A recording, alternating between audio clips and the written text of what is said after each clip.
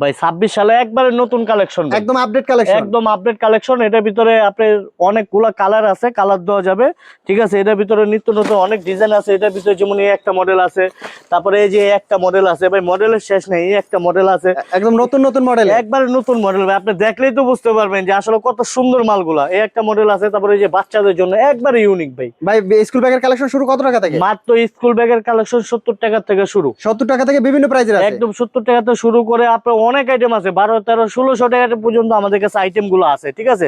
তারপরে এই যে একটা মাল আছে, এটার ভিতরে দুই সাইজ হবে, বড় হবে ছোট হবে, বড় ছোট দুই সাইজ হবে। জি, বড় ছোট দুই সাইজ আছে, ঠিক আছে। তারপরে এই যে আপনার হান্টার মালগুলো দেখেন, একবারে নতুন একটা মডেল। এই একটা মডেল আছে, তারপরে এই যে একটা মডেল আছে, ঠিক আছে।